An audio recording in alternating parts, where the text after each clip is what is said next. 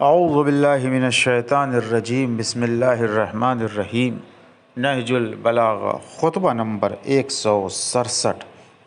جب جمل والوں نے بصرے کا رخ کیا تو امیر کائنات نے ارشاد فرمایا کہ بے شک اللہ نے اپنے رسول کو ہادی بنا کر بولنے والی کتاب اور برقرار رہنے والی شریعت کے ساتھ بھیجا۔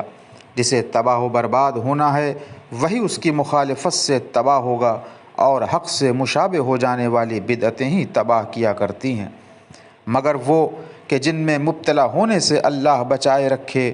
بلا شبہ حجت خدا کی اطاعت میں تمہارے لیے سامان حفاظت ہے، لہٰذا تم اس کی ایسی اطاعت کرو کہ جو نہ لائق سرزنش ہو اور نہ بددلی سے بجا لائی گئی ہو۔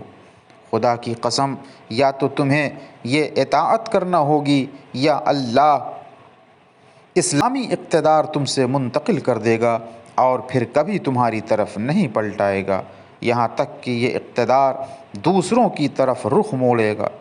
یہ لوگ جہاں تک میری خلافت سے نارضامندی کا تعلق ہے آپس میں متفق ہو چکے ہیں، اور مجھے بھی جب تک تمہاری پراگندگی کا اندیشہ نہ ہوگا صبر کیے رہوں گا۔ اگر وہ اپنی رائے کی کمزوری کے باوجود اس میں کامیاب ہو گئے تو مسلمانوں کا رشتہ نظم و نسق ٹوٹ جائے گا۔ یہ اس شخص پر جسے اللہ نے خلافت دی حسد کرتے ہوئے اس دنیا کے طلبگار بن گئے ہیں، اور یہ چاہتے ہیں کہ تمام امور شریعت کو پلٹا کر دور جاہلیت کی طرف لے جائیں۔